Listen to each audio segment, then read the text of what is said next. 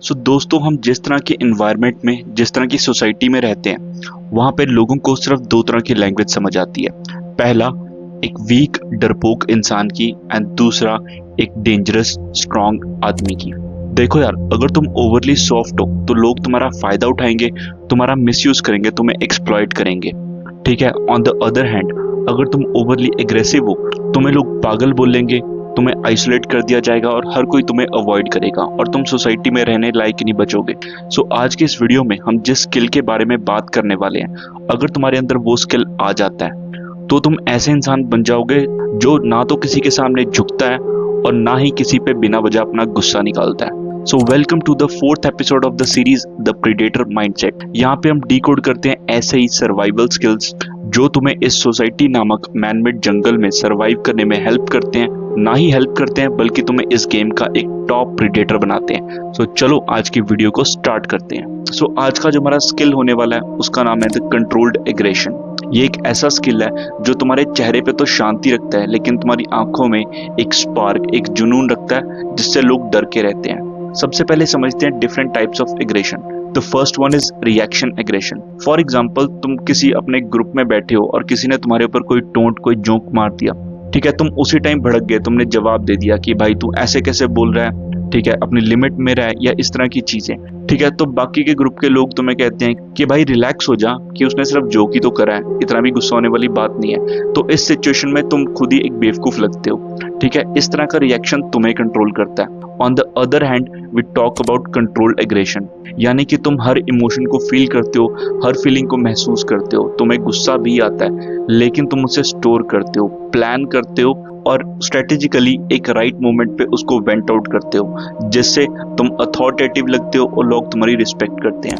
अगर तुम्हारे अंदर ये स्किल नहीं है तो उसमें तुम्हें किस तरह की दिक्कतें फेस करनी पड़ सकती हैं, रियल लाइफ एग्जांपल से समझते हैं। कि मान लो तुम अपने ऑफिस में काम कर रहे हो और तुम्हारे मैनेजर ने तुम्हें सबके सामने डांट दिया कि भाई ये कैसी प्रेजेंटेशन बनाई है, तुझसे रिपोर्ट मैंने 2 दिन पहले मांगी थी, तू आज दे रहा है। अब तुम्हें पब्लिकली ह्यूमिलेट किया गया, अब तुम्हें इस चीज पे गुस्सा आ गया और तुम हो सकता है घर जाके अपने माता पिता या अपनी फैमिली मेंबर्स पे उसकी फ्रस्ट्रेशन निकालो। ठीक है, या तुम अंदर से डिप्रेस हो जाओ। उसके बाद हो सकता है तुम्हारे ऑफिस के लोग भी तुम्हें सीरियसली ना लें और हर कोई तुम्हारे कंफर्ट जोन में एंटर करने लग जाए और तुम्हें कुछ भी बोलने लग जाए। तुम किसी को कोई जवाब देने लायक ही ना बचो, राइट। उसके बाद तुम अपने इमोशंस को सप्रेस करते रहते हो, अंदर ही अंदर कॉन्फिडेंट महसूस करते हो और एक दिन अचानक से तुम्हारे अंदर का सारा गुस्सा, सारा एग्रेशन एक साथ फट पड़ता है और लोग समझ ही नहीं पाते कि तुमने आखिर ऐसा क्यों किया। इसका रीजन ये है कि अगर तुम लॉन्ग टर्म तक अपने गुस्से को, एग्रेशन को कंट्रोल नहीं करते और सप्रेस करते रहते हो तो वो जो सप्रेस इमोशन है एक दिन सबके सामने एक बहुत ही ज्यादा हाई इंटेंसिटी से आता है। सो अब समझते हैं इस कंट्रोल एग्रेशन के स्किल को तुम अपने अंदर डेवलप कैसे कर सकते हो। इसके कपल ऑफ स्टेप्स हैं। The first one, observe your trigger points. So इस पॉइंट में तुम अपनी लाइफ के उन मोमेंट्स को याद करते हो जहां पे तुम्हें किसी ने कुछ बोला था और तुम्हारा इमोशन ट्रिगर हो गया था, तुम्हें गुस्सा आ गया था या तुम्हारा उल्टा जवाब देने का मन किया, तुमने दिया या नहीं दिया, इट डजंट मैटर। उसको नोट डाउन करो और उन ओकेजन्स के लिए अपने पॉइंट्स बनाओ। रिप्लाई तुम्हारा सटल होना चाहिए, द सेम टाइम अथॉरिटेटिव होना चाहिए और थोड़ा स्टबन भी, ताकि अगली बार अगर तुम्हारी लाइफ में सिमिलर सिचुएशन आए तो तुम्हारे पास उस चीज के रिप्लाई ऑलरेडी तैयार हो। तो इसको कहते हैं homework. Point number 2, delay in reply. जब भी तुम्हें कोई ऐसी बात बोलता है जो तुम्हें इफेक्ट करती है या तुम्हें गुस्सा दिलाती है, कोई भी जवाब देने से पहले 5 मिनट रुको, एक ठंडी सांस लो। इससे तुम दोबारा कंट्रोल में आते हो और कॉन्फिडेंट फील करते हो।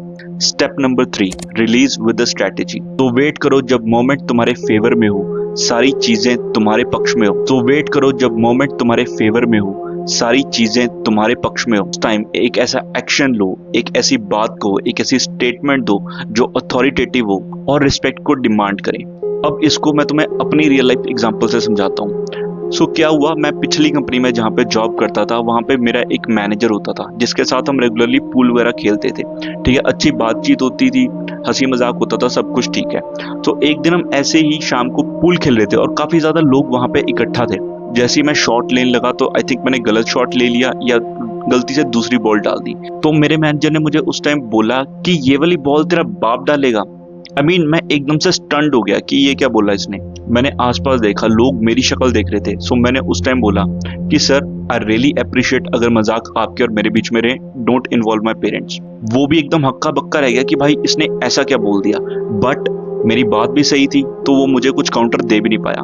और उसके बाद वापस अपनी सीट पे आने के बाद उस मैनेजर ने मुझे आके सॉरी बोला और बोला यार इस गलती को मैं आगे से रिपीट नहीं करूंगा। देखा, अगर तुम अपने इमोशंस को और अपने एग्रेशन को एक अच्छे तरीके से कंट्रोल करते हो तो तुम रिस्पेक्ट की डिमांड कर सकते हो even from the higher authorities.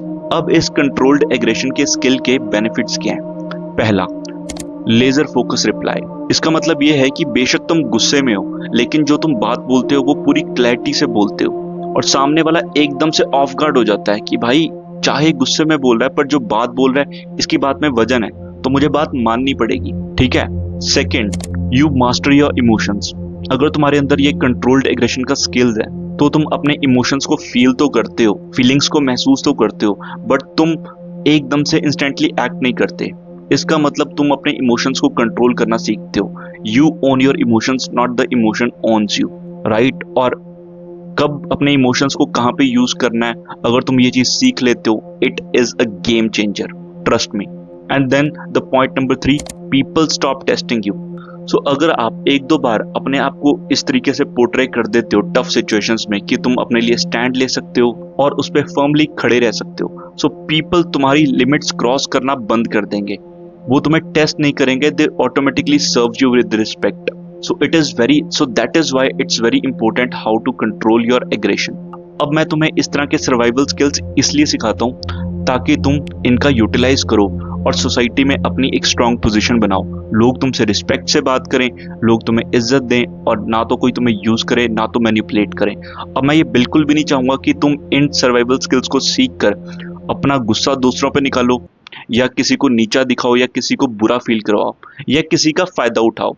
ठीक है। आई रियली वॉन्ट कि अगर तुम मेरे सब्सक्राइबर हो और तुम मेरी वीडियोस देख रहे हो तो इसको अपनी भलाई के लिए यूज करो, खुद को प्रोटेक्ट करने के लिए यूज करो, ना कि किसी को एक्सप्लॉइट करने के लिए, right. This was the video on controlled aggression. अगर तुम्हें इस तरह के सर्वाइवल स्किल्स के बारे में और वीडियोस चाहिए और तुम्हें इस तरह की वीडियोस से किसी तरह की कोई हेल्प मिलती है तो तुम इस वीडियो के कमेंट बॉक्स में जाके कमेंट कर सकते हो, I choose power over passiveness. इसी तरह की वीडियोस के लिए चैनल को लाइक और सब्सक्राइब करो। बाकी मिलते हैं नेक्स्ट वीडियो में, तब तक के लिए thank you very much, bye bye.